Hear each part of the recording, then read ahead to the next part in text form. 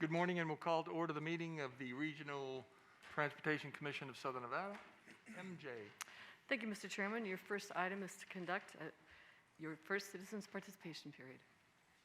First time set aside for public comment. Anyone wishing to speak to the board on a posted agenda item? Now is your opportunity.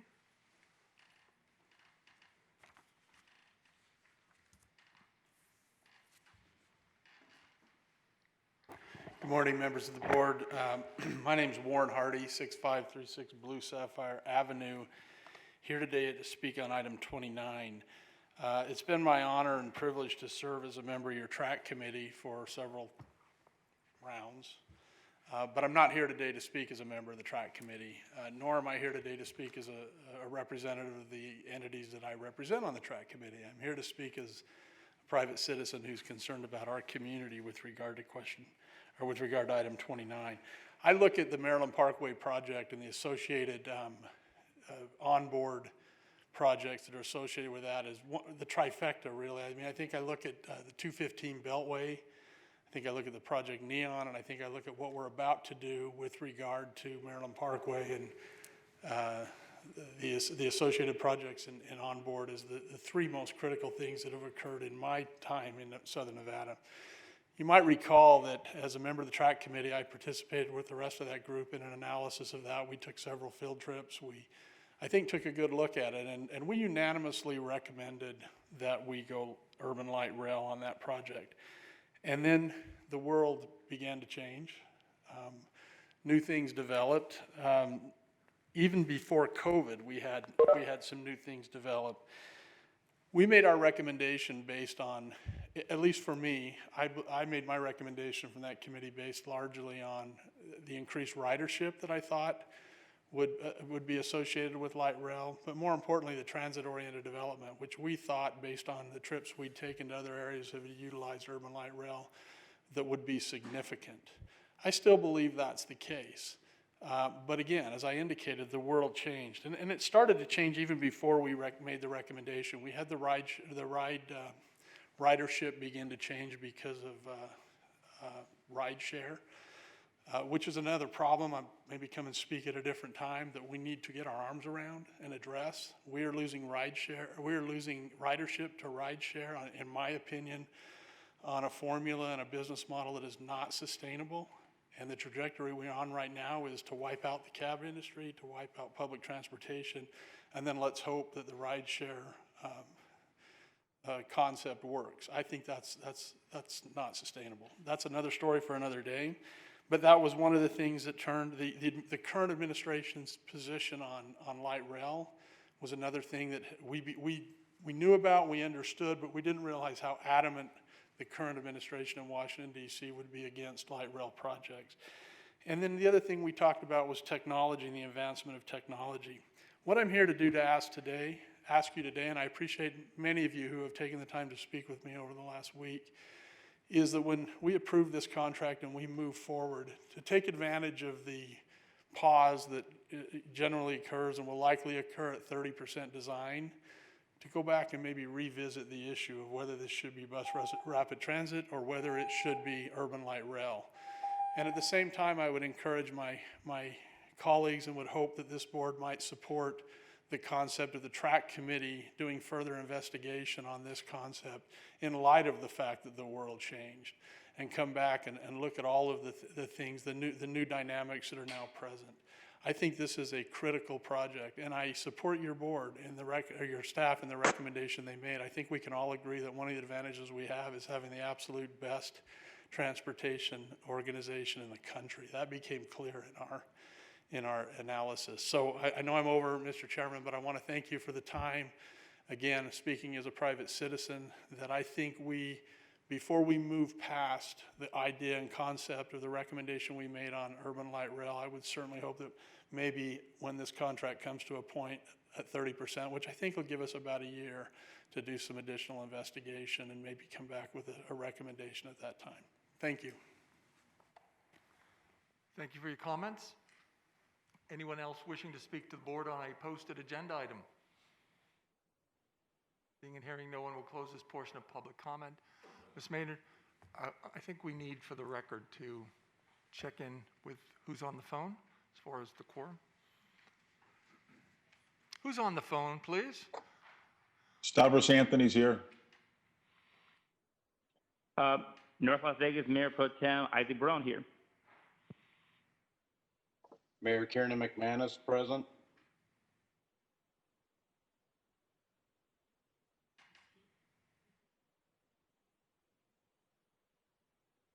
Councilman Galt?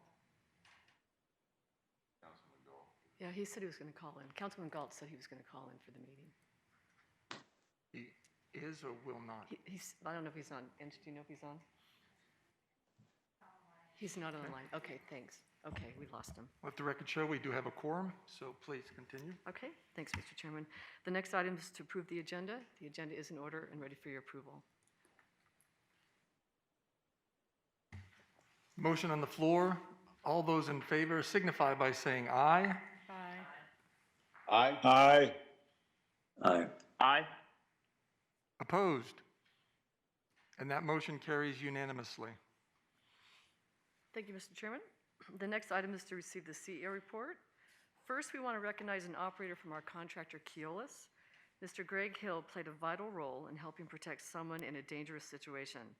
While driving his route one day, he noticed a man in the middle of the street suffering from a seizure. He responded with quick thinking and compassion by blocking traffic to ensure this man's safety.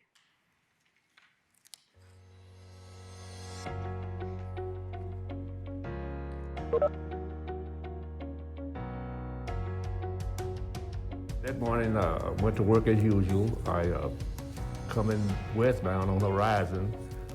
Before Eastern, I scan ahead as always and see something in the street. And at first I thought someone had wasted some trash in the street or dropped a load. And as I got closer, I could tell it was a person laying in the middle of the street. It's 3 lanes and it was in the middle lane. As I got closer, I could see the legs moving up and down. So at this point, I took the coach and got in the middle lane, and sort of like blocked the other cars because cars was going around the person laying in the street. So, I wasn't going to just go around them and, not let somebody run over them, just the right thing to do, really, do the right thing, because everything else actually take care of itself. What a hero.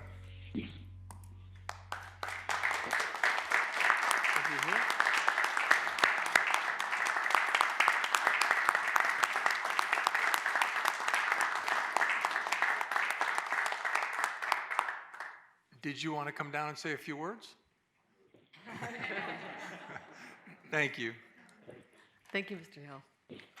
Now we have an operator recognition from our contractor, MV Transportation, Alan DeVore. Mr. Alan DeVore is being recognized for a heartwarming act of compassion. He was on his shift when he saw someone in need, and he didn't hesitate to jump into action. Here's a video that showcases his random act of kindness.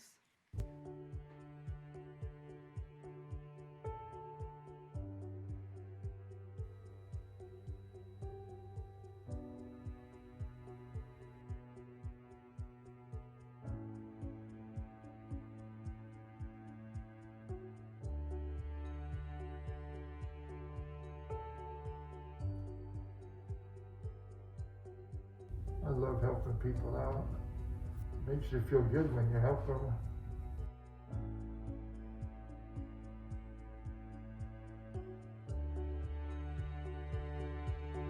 The compassion, it was just all there. One shot is all there. He did the right thing. After I gave the lady $20, I went back in and started tearing up. It makes you feel good.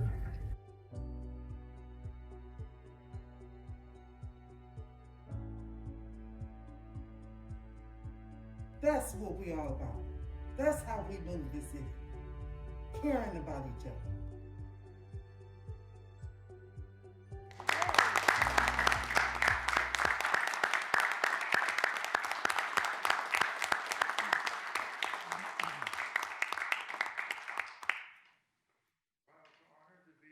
Thank you for this award. We see a lot of stuff out there on the roads, and I just happened to see this lady because I was relieving Linda, and she probably thought, she probably laying there, maybe wanted to die or something. I just had to get the water and give him $20 to get some food.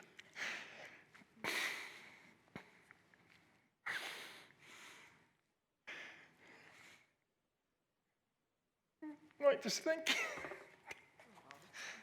lots of words.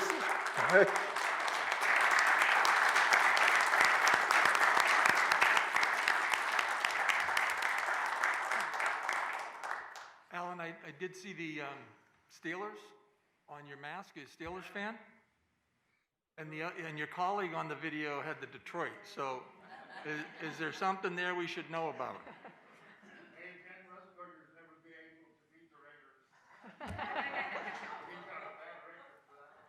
Stated like a true Las Vegan. There you go. Thank you. Thank you both for your service. Two amazing individuals. So next, I'd like to recognize our superstars of the quarter. Since we've been holding virtual meetings since March, we paused on these recognitions for the moment. Now that we're back to meeting in person, I wanted to take a moment to give a shout out to these superstars from the first quarter of 2020. In the past, we've always recognized 2 employees, but today we're recognizing 2 departments for their exemplary work during this pandemic. First, I'd like to recognize our sales team. Although the majority of our employees had the opportunity to work from home, the sales team continued to work at the Bonneville Transit Center, processing refunds, providing regular information to all of our customers. The entire time, the sales team has maintained a great attitude and provided extremely caring and helpful assistance. And if you ever saw them in action, they are extremely kind and caring. So very proud of them. Congratulations. Come on, team.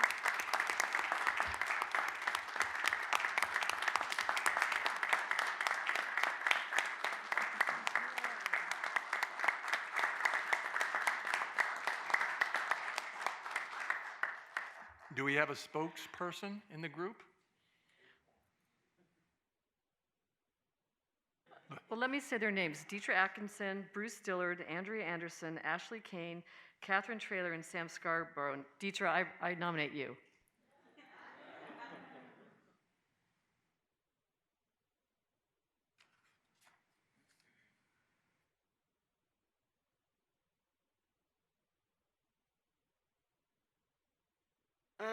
All I would have to say is we would like to say thank you to our director and supervisors for nominating us for this award. We really appreciate it, and we were very happy when we were notified of it. Thank you. Thank you.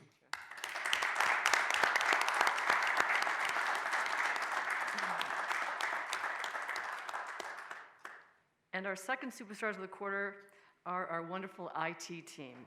During the onset of the pandemic, the IT team spent countless hours and made a great deal of effort to ensure our staff had the necessary tools to continue operations from alternative workstations. During the transition for our staff to telecommute, the IT team had a short time frame to help us prepare.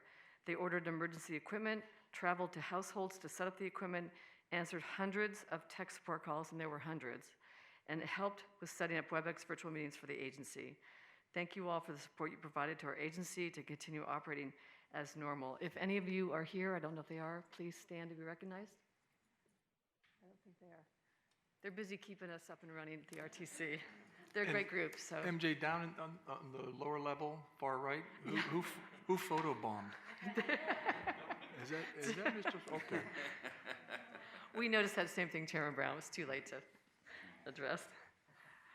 Next, John Panuelos, RTC Senior Director of Engineering, will provide you with an update on the progress of our roadway funding, including fuel tax and sales tax. Thank you, MJ. Good morning, Mr. Chairman, members of the Commission. It's good to be here in person today. We're going to start with, next slide, thank you, a look at the big picture. Since 2014, when the Fuel Revenue Indexing Program took off, 518 projects have been put under contract with your agencies, with 260 of those being delivered. These are projects over all of our local funding sources, which include the fuel revenue indexing, FRI extension, the motor vehicle fuel tax, and of course, sales tax, also known as Question 10. The number of projects completed before 2018, just a word of caution, only include those that were completed, prior to 2018, we only kept track of the projects that were completed under the fuel revenue indexing. So that's why you see that little jump there. Next slide, please. So this shows our contracts by fund. Since 2014, we have awarded over $1.6 billion in roadway contracts to the local jurisdictions, more than $1.5 billion in fuel taxes, and then you can see the $85 million in sales taxes. A nice graphic of how those compare. So total dollars under contract, this graph shows the dollars under contract compared to our total roadway revenues and expenses. These are fiscal year, as of fiscal year, or the end of fiscal year 2020, the total revenue is more than $1.2 billion. Total expenses are almost $965 million, and the total contracts are just under $1.5 billion. That represents the end of those solid lines that you see there. You'll notice the gap between total contract amounts and total expenses. This illustrates that roadway funding is available, and the jurisdictions are working as fast as they can to deliver those projects and invest the money that they've been awarded. And our community is able to maintain the roadway network without incurring any additional debt, which is, of course, very important. And then finally, your snapshot, again, this is overall roadway funding sources. As of September 30th, 2020, 518 projects have been put under contract with, as I said before, 260 of those being delivered by your agencies. 78 small businesses have been put to work, and with the launch of our RISE program, we expect that number to go up significantly in the coming months and years. More than $1 billion have been spent on roadway projects, and more than 10,400 jobs have been created by our estimates. And just as a reminder, all 225 of those initial FRI funding projects were completed at the end of calendar year 2019. So that concludes my report. I'd be happy to answer any questions. Mayor Goodman. Thank you. Through you, Mr. Chairman, but great to see graphs. I'm a visual learner, so that's wonderful. Is there any possibility in the future, without creating too much work, additional work, that we could see the graph from 2014 of the jobs? Have they grown? Have they held? Yeah, we can do that very easily. Okay. Absolutely. Thank you. You're welcome. Likewise, on the graphs, can you go to, I think it was the second, let's go back to the first. Is there any way we could take that out and project for at least the next and possibly the next 2 fiscal years? And I think many of us have received calls from the contractors, what's out there, but even to give a sense that these projects will still be coming the next few years. Oh, absolutely. The jobs. Yeah, we have the approved CIP, yeah. And we can work with that. That'll be very easy. Mr. Chairman, could I inquire, FRI 2 terminates what year? 2026. 26. I think that's a great idea. Thank you. Okay, good. And this concludes your CA report, Mr. Chairman. The next item is to receive the Nevada Department of Transportation Director's Report from Director Christina Swallow. Good morning. It's good to see everybody in person. As I do every month, I'm going to start with the safety because it is our top priority across the department. Interesting, that's not the numbers I have on my slide. So hopefully the rest of the slideshow is accurate. The actual number of lives lost since the beginning of the year is 224. That's up 6% from last year, and that is despite a prolonged and sustained reduction in traffic volumes on our roads. The 224 represents 12 more lives than we had lost at this point last year, so it is significant. It's a 6% increase, as I mentioned. In Clark County, overall fatalities are up nearly 5% compared to September of 2019. And more troubling data shows that pedestrian fatalities are up over 26% in Clark County, 48 this year compared to 38 at this time last year. So 10 additional fatalities, pedestrian fatalities. Additionally, unrestrained fatalities have climbed almost 14% in Clark County to 25 from 22 last year. We are pleased to see, however, that motorcyclist fatalities have dropped 8% from 23 223 from 25. And bicyclist fatalities have actually fallen 80% from 5 at this time last year to 1 this year. But these aren't figures just on a slide or a spreadsheet. As I've mentioned, these represent people with families and lives and illustrate the potential impacts to our driving decisions. And we all make the decisions every day when we get on the road. So this month I wanted to highlight a crash that occurred in late September. A woman was driving a Honda CRV at high speeds, and she struck a GMC truck in the southbound off-ramp at Las Vegas Boulevard and I-15. This was after the woman had previously caused a hit and run with another vehicle near Apex. After colliding with the GMC, the driver of the Honda was taken to a hospital where she died of her injuries. NHP is investigating the crash. Speed and impairment continue to be the leading causes of fatalities across the state, with speeding accounting for over 30% of Nevada's fatalities. So please, if you're out there on the roads, while there may seem to be an additional capacity because there's fewer cars, please remember to slow down, and that no loss of life is ever worth that extra couple of minutes if you get there a little earlier. Yeah, so this is an entirely different presentation.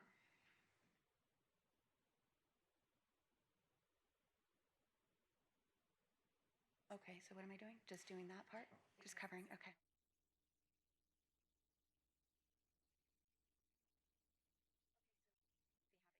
You have it. You have it. Okay, so I'll just go from my notes, you'll go from your notes, and we'll get it updated. All right, and we'll escape out of this so I don't worry about. Okay, awesome. Thank you, Angela. Sorry for all the. All right, so on the next slide, I wanted to I actually have a couple slides here of some upcoming changes, and we want to make sure we get lots of public notification regarding these.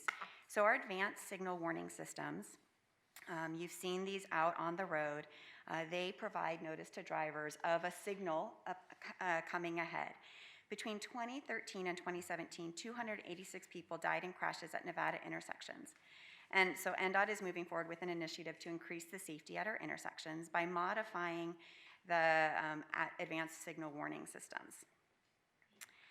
In 2019, we conducted an engineering study and developed updated guidelines for advanced signage and warnings at intersections based on safe and effective use of different types of advanced signal warning systems, and in conjunction with our local agency partners. So all of your teams that you work with, we've been working with to make sure that the changes are compliant and meet expectations both with federal guidelines and also will help improve the safety and promote driver behavior. But again, these are changes, so even though they will be safer outcomes, it's a change and it's change in expectation, and so we just want to make sure everybody's aware of them. So over time, as traveling speeds, the nature of the roadway, traffic volumes, and other things change, it's necessary to review these operations on corridors and roadway segments. So we utilize our new guidelines to evaluate all of the advanced signs at signalized intersections around the state and have identified locations where modifications are in order. So this winter, we will be updating the operation of some of these signal warning systems to align with specific geometry and engineering needs of each intersection. Some of them will change so the bottom slide now on the screen.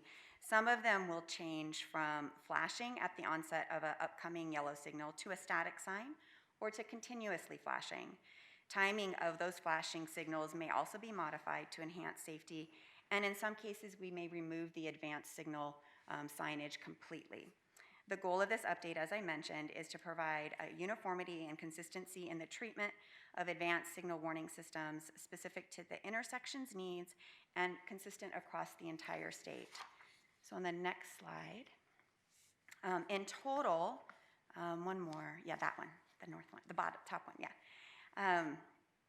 In total, there will be 13 that we're looking at changing this fall across the valley and including in Pahrump and further south in brains blocking, sorry. Laughlin, yes, thank you. And Laughlin. So you can see in total there'll be 13 changes. And again, as I mentioned, they will, some of them will be going from an active to nothing, an active to passive, a passive to active. And I'll just run through them real quick because it's only 13 and I want to make sure you're aware of them. So in case you get any questions or comments. On a state route, so these first two will be removing the active warning system completely. It'll be a complete removal. That will be on State Route 160 Blue Diamond and Fort Apache Road, and at Boulder Highway and Gibson. The next 5, we will keep the system, but we're going to retime it. So we might provide additional time, additional warning, or we might provide less warning. It's dependent on that actual signal and the travel speeds of the drivers as they're approaching. These are going to be at Blue Diamond and Red Rock, Sahara and I-15, Spring Mountain and I-15, Flamingo and Decatur, Flamingo and Hotel Rio Drive. The next 4, we will be converting the active system to a passive system. So it'll simply be a sign letting folks know that there's a signal ahead. This will be at Blue Diamond Road and Homestead in Pahrump, Lake Mead Parkway and Athens, US 93 and Veterans, Laughlin Highway and Casino Drive. And the last 2 will be converting the active system to a static system. So, I'm sorry, the previous one was active to just, it'll continuously flash. Active to static, these 2 are at I-15 and Sahara and US 93 and Veterans Memorial. And because this is a change, and because I went through all 13 really quickly, if you have any questions about what the specific changes in your jurisdiction are, please let us know. We're going to be doing a campaign to make sure the public is aware, but we're happy to answer any specific questions you have. I may not have the details right here with me, but I'm happy to have those specific conversations as well. And so that you know, the contract has been let. It will start in November. We anticipate the primary changes will be completed fairly quickly, and in fact, by the end of the year. But the contract extends through 2022 in case we have to make any subsequent changes after we've adjusted. So we're excited to make this change and really continue to improve safety outcomes on the network, but it is a change, and change creates anxiety amongst drivers. And we know drivers will be calling you, because when it used to flash to let you know that it's going to be yellow and now it's not flashing anymore, they're like, what happened? Because they were relying on that. So please let us know. We're happy to work with you and talk through it if you have any concerns or questions. All right, next slide. All right, so last month we talked about the I-15 interchanges, and so I wanted to just let you know where we are right now.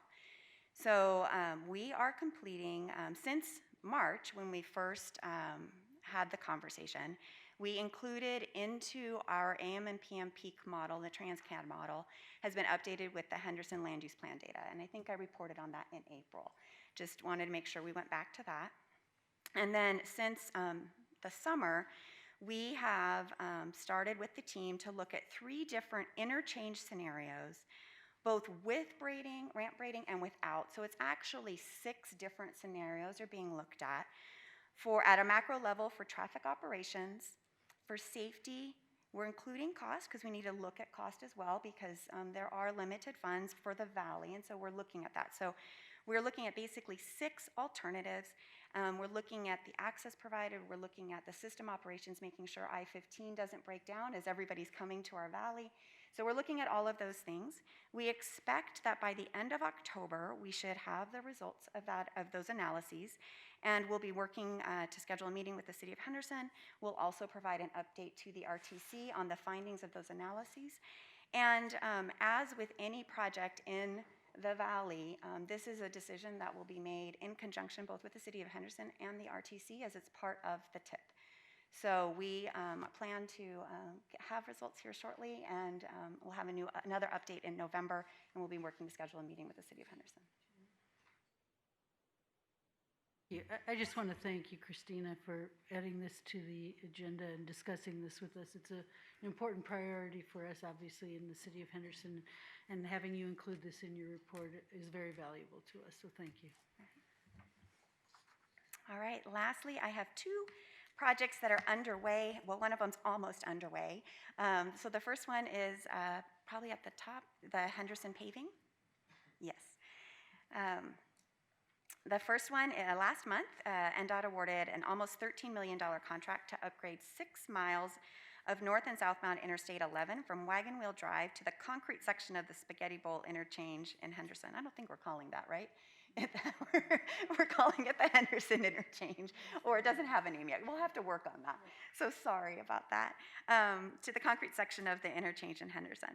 The project will upgrade the old section of I-515, so the existing section, which became I-11 in 2008 with the opening of the Boulder City Bypass.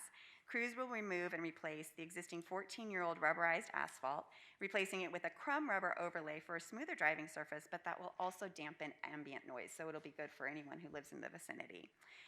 We're also replacing concrete slab and bridge decks at East Paradise Hills and College Drives, and doing some ramp repaving.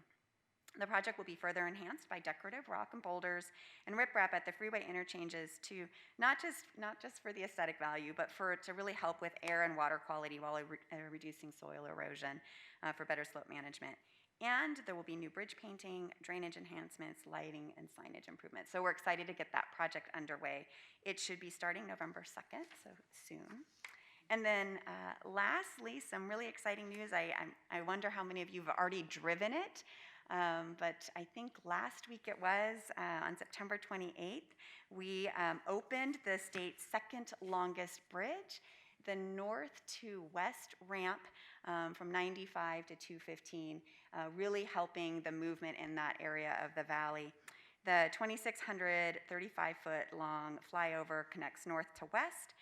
The longest bridge, in case you were wondering, is actually the viaduct on 95 through downtown. So it's the second longest bridge. It's 75 foot tall and is the equivalent of 7 football fields laid end to end.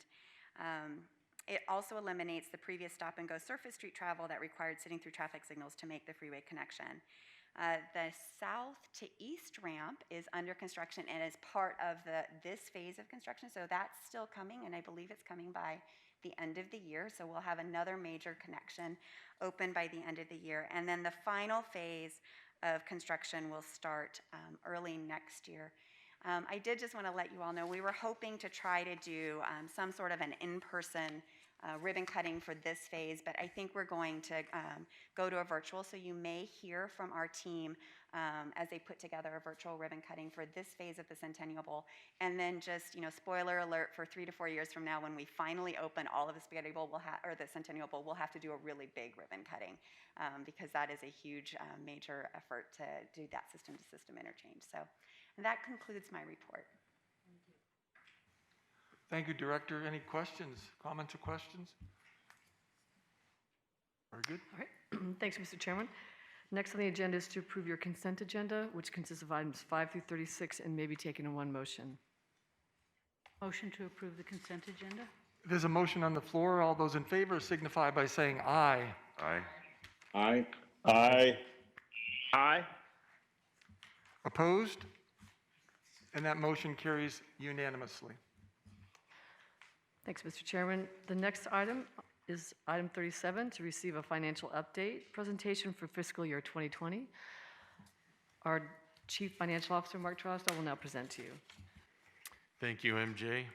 Mr. Chair, members of the commission. The first slide we'd like to look at is a comparison of our recessions. The Great Recession of 2008, represented by the green line with the blue dots. You can see in this recession that it was a gradual decline from the base year. And the lowest point of that recession took about 27, 28 months to get to, at a 26.8% decline from the base year of 2007. So the recession that we're in now, or the pandemic, you can see the red line, that dropped drastically in April, the first year of our shutdown. Fortunately, that line has gone up since April, and we're up around 10% decline, and then July is actually an 8.7% decline. So quite a bit different experiences here. And the hard part to know is, where does this red line go from here? We don't know. There's a lot of mixed messages out there. So the next chart, we show that we had projected pre-COVID that fiscal 20 would end up being a 5% increase from fiscal year 19. And then after COVID, when that hit, we reprojected fiscal 20 for a 14% drop, and it actually came in at a 9% drop. So the news is a little better than we anticipated, but still bad. We're still at a 9% decrease in sales tax for fiscal 20. If we look at the last quarter of fiscal 20, we can see April, May, and June, we had projected some drastic drops in sales tax for those 3 months, as you can see, and the actual numbers came in quite a bit better. June actually being a 16% drop instead of the 44% drop that we had projected. So the news is a little better, but it's still bad for sales tax. We're still running deficits there. If we move over to fuel tax, you can see that the lines look kind of similar. The fuel tax was quite stable during the recession of 2008. The low point there was an anomaly clear out there at about month 27, where a major distributor here in Southern Nevada did not make a payment to the Department of Motor Vehicles, and so that was paid back later. So you can see the same thing on the red line. It looks very similar to the sales tax. In April, fuel tax did drop clear down to 47% versus the 35% that it dropped in the sales tax. So these charts are somewhat similar. We did project fuel tax to drop dramatically more than it actually came in. So that's good news there. And fuel revenue indexing, very similar to motor vehicle fuel tax. You can see the percentages are very similar. And fuel revenue indexing too, the second one, you can see that one we projected way low. And actually, if you look at June, the 1.3 million, that's 14% down, it's actually higher than fiscal 19. And that's due to the increase in the tax rate that happened this year for FRI2. So the overall message in sales tax and fuel tax is it's better than anticipated. However, it's still bad and causing deficits in those programs. Then we go to the transit system and the transit fees. You can see here that during the recession of 2008, our fare revenue actually increased at the beginning of during the recession. You can see, and that was due to a fare increase at the time. Our ridership did drop, but the fare revenue actually did go up and then peak around 2015.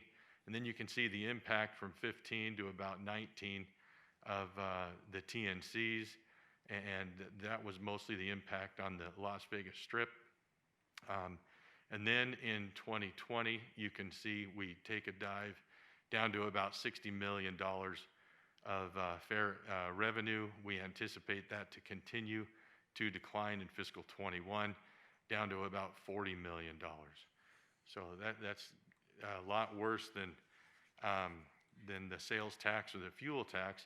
And then this next slide, you can see that our ridership, what it actually did during the last recession and then during this current pandemic, where our ridership is still down at about more than 50% decline from the last year.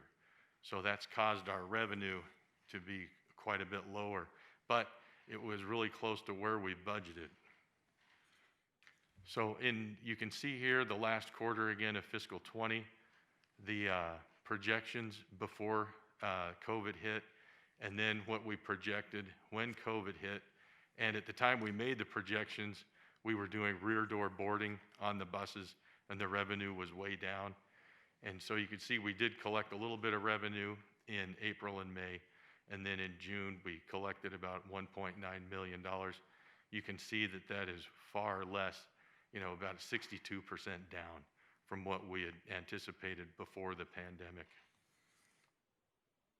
Then our operating expenses for fiscal 20, we came in about $16 million below budget. And on our capital expenses for the transit system, we canceled or delayed about $27 million of projects from what we had budgeted in fiscal '20. So overall, we're doing a little better than we projected. The transit fares are about where we projected, which is about 50% down, and that ridership continues to be down about 50%. Just curious if we're seeing any changes on the strip now? Are we seeing, because there is some tourism, are we seeing? Francis? We're seeing ever so slight increase. So we were, in the midst of the pandemic, the ridership was down 99%. During the weekends, we're now seeing we're down to about 70%, and the weeks about 80% down. Okay, thank you.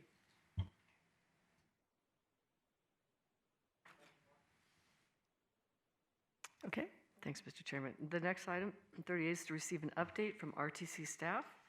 Actually, it's going to be our awesome Chief Strategy, Policy, and Marketing Officer, Angela Castro. She's going to share with you our 2021 legislative session update. Good morning. For the record, my name is Angela Castro with the RTC. As we gear up for the 2021 legislative session, we really have three priorities I'll talk about today. The first priority is to seek RTC legislation for a microtransit solution that will permit the RTC to offer microtransit, otherwise known as on-call, on-demand transit service. We're looking specifically to amend NRS 377A that prohibits only Clark County from providing on-call transit service. Our next priority is to monitor any bill draft requests, otherwise known as BDRs, and react to legislation that would impact the RTC during the session. And our last priority is to continue to communicate our funding needs and priorities as related to both roadways and transit. Specifically in looking at bill draft requests, we currently have 482 BDRs that have been released. Of these BDRs, we are actively tracking 88. Of these, we've identified a few high priority BDRs that we wanted to bring to your attention. One, there are currently BDRs that revises provisions relating to electric vehicles that we're closely monitoring. Second, there's a BDR from the Department of Transportation that establishes an advisory committee to study issues and make recommendations to state and local agencies to improve traffic safety. And most recently, the Legislative Committee on Energy made the recommendation at their last interim committee to introduce 2 BDRs that could potentially impact the RTC. In looking at these BDRs, the first recommendation was developed with the help of the Nevada Department of Transportation and other state agencies that would draft a bill to establish a working group to address Nevada's long-term transportation needs and funding. The working group would consist of metropolitan planning organizations, agencies with transportation and cleaning expertise, and other interested parties to address transportation needs and funding. The working group would primarily focus on analyzing whether the Natural Resource Defense Council's funding model or Utah's road usage charge program would be the best solution in helping to address Nevada's long-term transportation funding needs. The committee would be asked to produce a final report and submit it to the Nevada legislature by December 2022. The second recommendation was to draft a bill to amend Article 9, Section 5 of the Nevada Constitution to broaden the use of motor vehicle fuel tax that is currently restricted to the construction and maintenance of roadways.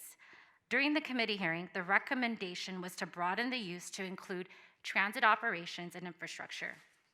At this time, we have not seen any bill language for these recommendations. However, as we learn more, we'll continue to provide you with an update. In terms of next steps, we've started briefings with legislators and government affairs teams to review our legislative priorities. We'll continue to provide you an update as we learn more about potential BDRs and as legislative language is introduced.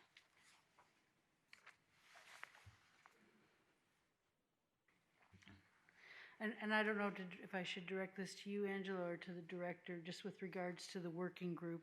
I just wondered what role we anticipate that RTC and its member agencies will play in this working group, because obviously we're at a critical time where we're underfunded both in transit and in roadway improvements. And so this working group is going to be addressing future funding that's going to impact and be critical for all of us. And as the MPO and Traffic Management Agency and the public transit provider in Southern Nevada, and we serve over 75% of the state's population, I think it's important that we play and our member agencies play a key role in not only identifying maybe who those participants would be, but just to be engaged in the conversations going forward. And perhaps this is something that we could add on as an agenda item that you present on at each of your presentations as the director's report. Yeah, thank you, Mayor March. Good questions. And as Angela mentioned, the language itself hasn't yet been written, so time will tell. As we envision it, the RTC and both MPOs, both the large MPOs, will serve a critical role in this working group. The working group is quite large, though, as the BDR has been drafted, but the MPOs are a critical piece of this. A large part of the dialogue that was occurring and the discussion that was occurring prior to the development of this BDR was about the fact that if we're going to solve the long-term funding deficit that NDOT has, we also have to figure out the challenge with transit. It also goes hand in hand with land use. And so this is something that we have to work on together if we're going to solve it. Now, the goal is to be able to provide a solution that solves it. But we also had initially asked for 4 years, and they gave us 2. So we're going to do as much as we can in 2. And if we're not able to complete the work, that will likely come in with a recommendation that says, and we recommend we continue for this piece. But the RTC, for sure, is a critical partner in this effort. We had been working together throughout the interim, and I made sure MJ knew where we were as we had these conversations. So. And could we count on you to add this to your report each month?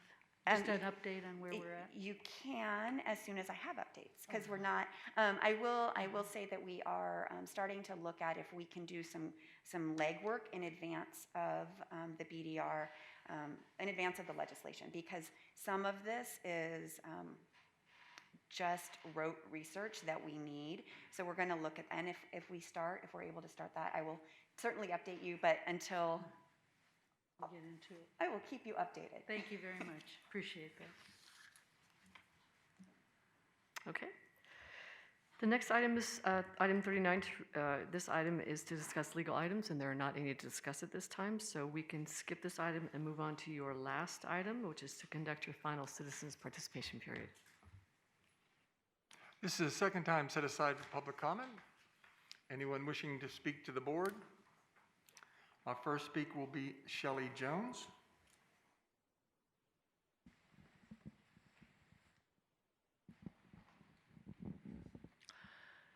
Good morning, everyone. My name is Shelley Jones, and I am here on behalf of the Ridership for RTC. One of the issues I would like to discuss is some of the schedulers, I'm not sure who, been happening is I also have Tango membership. Either 5 minutes before my bus shows up or 5 minutes after my bus shows up, a Tango shows up. And somebody is messing up really bad and it needs to be corrected. I enjoy riding the bus and I also enjoy riding Tango.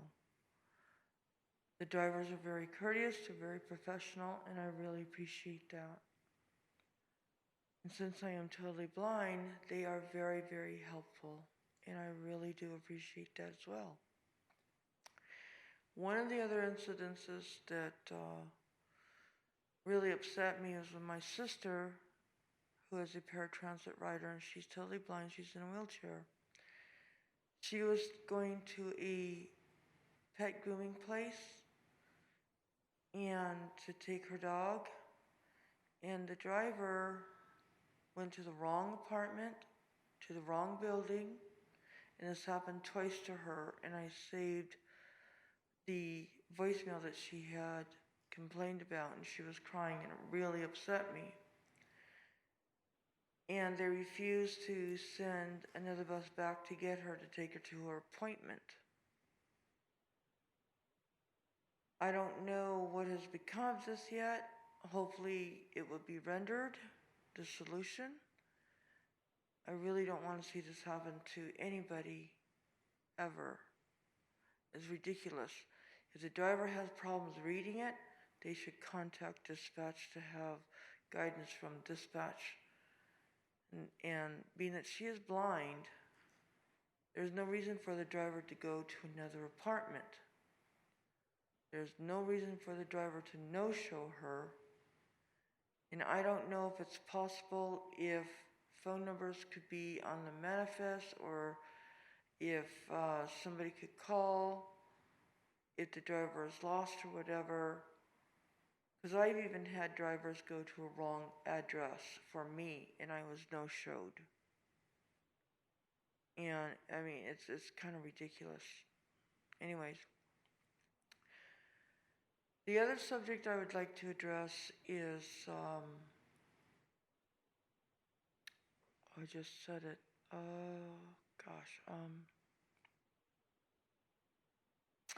anyways, I would like to see resolutions to these problems and these issues that are ongoing. And I'm not the only client that this has happened to. And I would like to see something happen that would help and benefit people. The other issue was, there was a driver that went way south instead of coming to where it needed to be. I always try to be at least a half hour ready to walk out that door, and it doesn't bother me if the bus is early, because if I'm on the bus, I want to go. I take into consideration other drivers and other passengers that have appointments, and they want to go to where they need to be. So if I'm out there and I'm early, and the driver is early, and I'm gone, that gives the driver that much more time to get to the next destination to pick up that passenger, so that they aren't late. So I would like to see something happen in the better for everything. Thank you very much. Thank you, Shelley, for your comments. Anyone else wishing to speak to the board? Chairman Brown, we do have one electronic comment that was submitted as well. Good morning, Commissioners. My name is Stephanie Versnick, and I'm testifying before you for the 32nd time. I've been testifying every month asking this Commission to expand the service area in this community for 2 years and 8 months. I would like to start off by saying how disappointed I am for the lack of communication this Commission has with the public. I went on the website to look at the agenda and noticed there was a new message regarding submitting public testimony. It reads as follows: public comment via email submission received by 5 p.m. Pacific Daylight Time on the business day prior to the meeting will be read into the record by RTC staff at the meeting. Public comment submissions received after 5 p.m. Pacific Daylight Time on the business day prior to the meeting will be included in the written record of the meeting. For the last 7 months, there was no timeline to get testimonies in as long as it was received before the meeting started. Why is there a deadline, and why is it the day before at 5 p.m. when we all know that it won't get printed or read till the next morning? I stated last month eliminating multiple routes and not expanding the service area is just adding additional stress to families who are already dealing with financial hardships and food insecurities. Despite my testimony, the routes did get eliminated, and the service area has not been expanded. I'm sure everyone would agree that the pandemic has made us adapt to a new normal. Wearing face masks will be a way of life for the foreseeable future. Handshaking, hugging, or standing to close one another is the thing of the past. In these challenging times, especially in these challenging times, transportation is more essential now than before for people with disabilities to go to the doctor, grocery shopping, and to get a flu shot. For many people, paratransit is their only option. Why can't public transportation for people with disabilities be one of things that they don't have to worry about? This is the 8th month I have asked this Commission to develop an affordable premium service plan option for people who live outside of the service area. I have asked this Commission to develop a plan and add it to the agenda as an item to vote on. Again, my request has been ignored, disregarded, passed over. This is very rude and unprofessional. I don't think my request is unreasonable and should have the respect to be recognized as a valid request. This is my community as a concerned member. I am again requesting to have the proposed affordable premium service plan added to the November agenda and ask this Commission to be prepared to discuss and vote. It is my hope that my request is recognized and not ignored for the 8th time. That concludes our electronic public submissions. Very good. Hearing, seeing, and writing? No more? We'll close this portion of public comment. Thank you all. Council, did you want to say something to get on the record? Meeting adjourned.